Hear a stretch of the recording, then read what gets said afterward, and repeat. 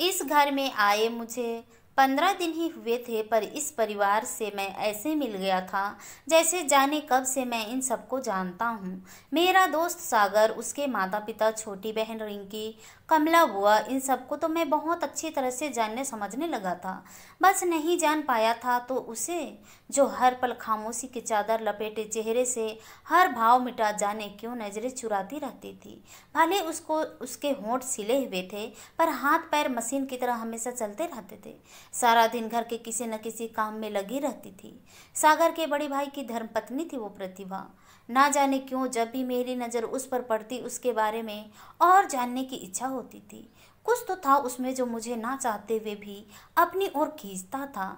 इस गांव के स्कूल में मेरी पहली पोस्टिंग थी। यहाँ अपने रहने के लिए जगह तलाश रहा था। जब कोई अच्छी जगह मिली ही नहीं तो सागर ने अपने घर में आंगन के पीछे का 2 कमरा मुझे दिखाया, जो उसके इतने बड़े घर बस ऐसे ही खाली पड़ा था। मुझे जगह पसंद आ गई और नई जगह में एक दोस्त के घर परिवार की तरह रहने से अच्छा भला क्या हो सकता है।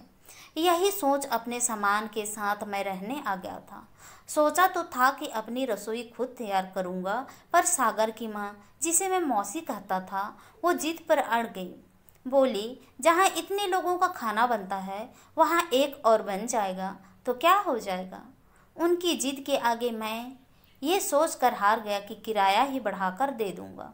वो रविवार का दिन था, मेरी छुट्टी थी। सो सुबह सुबह बरामदे पर खाट डालकर आराम से पेपर लेकर बैठ गया। मेरे लिए रोज सुबह की चाय लेकर रिंकी ही आती थी। मैं पेपर पर नजरें गड़ाए बैठा था। वो धीरे से आई, पास रखा स्टूल खींचा और उस पर चाय रखकर जाने लगी। रिंकी की आदत थी, आते ही गुड मॉर्निंग भैया कहती थी। आज चुप क्यों? जब मैंने देखा तो वो प्रतिभा थी। आज आप गुड मॉर्निंग, कैसी हैं? मैंने पूरे जोश से पूछा। रिंकी अपने मामा जी के घर गई है कहकर वो चली गई। बस इतना सा ही जवाब। मैं सोचता रहा। अब मैं वहाँ बैठा जरूर था, मेरे हाथ में पेपर भी था, पर मेरा पूरा ध्यान प्रतिभा पर ही था। मुझे याद आया, एक दिन मैंने रिंकी से पूछा था, ये कभी हंसती नहीं क्या? पहले हंसती थी, खुश भी रहती थी, पर जब से भैया गए वो चुप हो गई। तो मैंने भी इस बारे में ज़्यादा पूछना उचित नहीं समझा। वैसे प्रतिभा खाना बहुत अच्छा बनाती है, मैंने बात बदलते हुए कहा।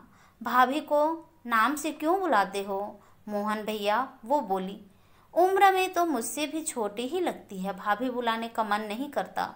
मेरी बात सुनकर रिंकी मुझे उसके बारे में बिना पूछे ही बताने लगी। माता पिता बचपन में ही एक दुर्घटना का शिकार हो गए थे।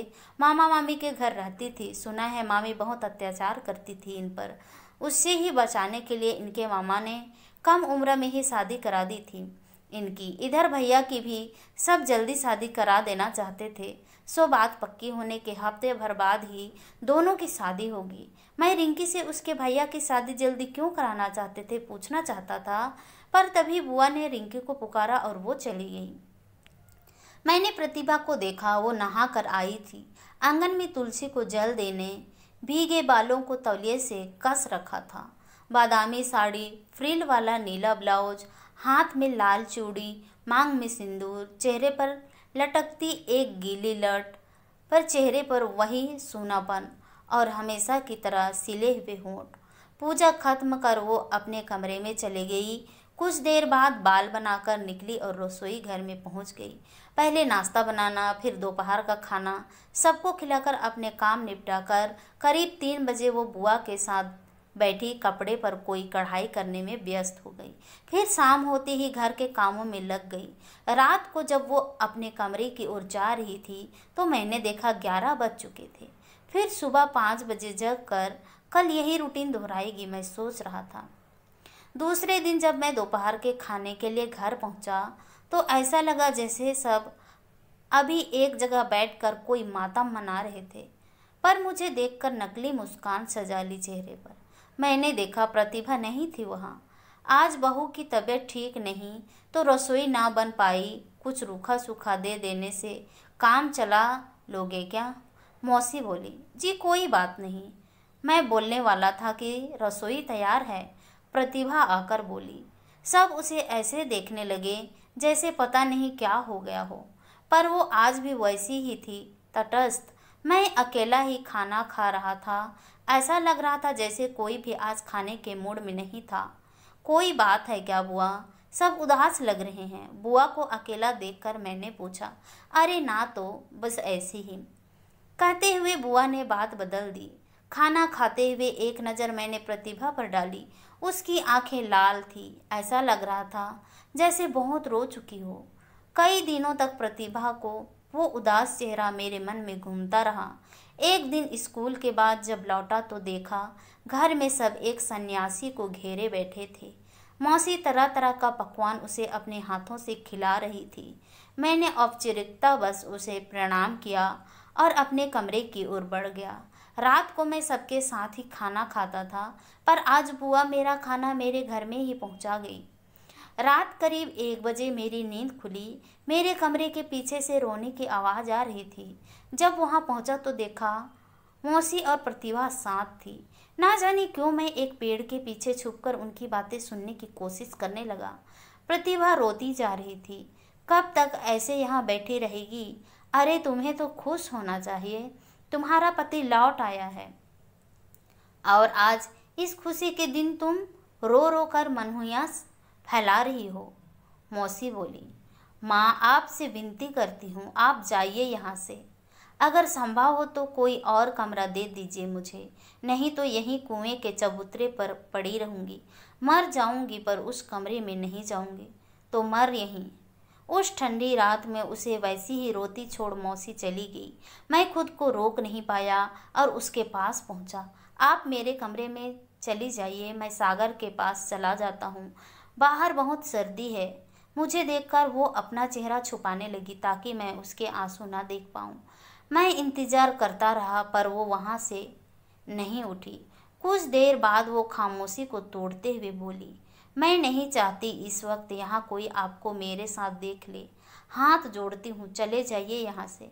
मैं बिना कुछ कहे अपने कमरे में चला आया, पर उस रात ने मुझे झकझोर कर रख दिया था। मैं जानता था दूसरे दिन सब मेरे सामने ऐसे पेश आएंगे जैसे कुछ हुआ ही ना हो, और मेरे जाते ही जाने क्या होगा इस घर में। दूसरे दिन स्कूल में मेरा मन नहीं लग रहा था। बार बार उसका वो रोता हुआ चेहरा सामने आ जाता। मैं सोच रहा था आज आधे दिन की छुट्टी लेकर घर चला जाऊं। तभी रिंकी भागती हुई आई और भैया, मुझे आपसे कुछ बहुत ज़रूरी बात करनी है। मैं उसके साथ बाहर निकल आया तो वो बोली, भाभी भाभी घर छोड़कर जा रही है। घर वाले रोक रहे हैं पर वो आज किसी की मान ही नहीं रही। सागर भैया भी घर पर नहीं हैं। मुझे समझ में नहीं आ रहा क्या करूं। आप चलकर उनको समझाओ ना। मैं, देर मत करो, जल्दी चलो। ये कहकर रिंकी भागने लगी। पर ये तो बता दो वो जा कहाँ रही है? उस 2 बच्चों के बाप के पास, कहती है अब उसी के साथ रहेगी। तू रुक, यहाँ पहले पूरी बात बता। आप बड़े भैया से मिले ना? उनकी शादी उनकी मर्जी के खिलाफ जबरदस्ती कराई गई थी। वो बचपन से ही घर छोड़ जाने की बात करते थे, पर तब कोई उन पर विश्वास नहीं करता था। पर जैसे जैसे बड़े होते गए वो साधु संन्यासों के साथ अपना वक्त बिताने लगे। एक बार एक साधु का ऐसा संग किया कि 5 दिन तक घर ही न लौटे। उन्हें घर से बांधे रखने का सबको एक ही रास्ता नजर आया। जब वो वापस आए तो घर से दूर ले जाकर जबरदस्ती उनकी शादी करा दी गई। सबको विश्वास था वो बदल जाएंगे, पर 3 महीने बीत गए। उन्होंने एक बार भी भाभी से बात नहीं की और एक दिन जब घर से बाहर गए तो फिर लौटे ही नहीं। बहुत खोजबीन के बाद भी उनका कुछ पता न चला। साल भर बाद किसी से सुनने में आया था कि वो साधु बन गए हैं। लोगों के अनगिनत तानों से भाभी रोज गुजरती रही। समाज में सब यही कहने लगे थे कि जरूर इसी में कोई कमी होगा, नहीं तो नई शादी के बाद कोई ऐसे अपनी ब्याहता को छोड़कर भाग जाता है क्या। इन सब से गुजरते हुए वो धीरे धीरे पत्थर बनती गई और ऐसी ही जीना सीख गई थी। पर गड़बड़ तब हो गई जब हम अपने एक रिश्तेदार के घर शादी में गए थे। उस दिन सब शादी की मस्ती में डूबे हुए थे।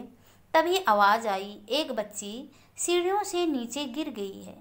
जब हम भागते हुए वहां पहुंचे तो पता चला सबसे पहले उसे गिरते भाभी ने ही देखा था और वो उस बच्चे को उठाकर उसके पिता के साथ अस्पताल चली गई थी। उस बच्ची की एक जुड़वा बहन थी जो अपनी बहन को गिरता देख और अपने पिता से दूर होने के कारण बस रोती जा रही थी। अस्पताल में दाखिल कराने के बाद जब वो लौट रही थी तो उसके पिता ने भर्राए गले से कहा था, मैं यहाँ इसे छोड़कर नहीं जा सकता। मेरी दूसरी बेटी मुझे ना पाकर बहुत रो रही होगी। बिन माँ की बच्ची है। जब तक मैं यहाँ हूँ तब तक अगर आप उसका ख्याल, आप बिल्कुल चिंता ना कीजिए, मैं आपसे वादा करती हूँ उसका पूरा ख्याल रखूँगी। आप बस इसका ख्याल रखिए। कहकर वो लौट आई थी। इसके बाद वो भूल गई कि वो शादी वाले घर में आई है। उनका एक ही काम था, बस उस बच्ची का ख्याल रखना। शादी बीत चुकी थी, हमें छोड़कर सारे अतिथि जा चुके थे। इन 10 दिनों में मैंने भाभी को जितना खुश और हंसते हुए देखा था उतना पहले कभी नहीं देखा। कुछ ही महीनों पहले उस बच्ची ने अपनी माँ को खोया था। ऐसा लग रहा था अब वो भाभी के भीतर ही अपनी मरी माँ को तलाशने लगी थी। एक पल की वो उसकी आंखों से ओझल होती तो वो परेशान हो उठती थी। दोनों एक दूसरे के साथ अपना हर दर्द भूल बहुत खुश थे। 10 दिन बाद जब उसके पापा उसकी बहन के साथ लौटे और उसे घर ले जाना चाहा तो वो जिद पर अड़ गई, मैं इन्हें भी साथ लेकर जाऊंगी। बहुत समझाने के बाद वो नहीं मान रही थी तो उसके पिता गुस्से से खींचकर उसे अपने साथ ले गए। पर घर जाने के बाद वो हंसना भी भूल गई, बस रोती रहती थी। पिता के गुस्से के डर से खिलाने से कुछ खा जरूर लेती थी पर पूरा दिन ऐसे ही गुमसुम एक ही जगह बैठकर गुजार देती थी। एक पिता से अपनी बेटी की ये हालत नहीं देखी गई। वो जानते थे भैया भाभी को छोड़ गए हैं, इसलिए शायद वो भाभी से शादी का प्रस्ताव लेकर हमारे घर आए थे।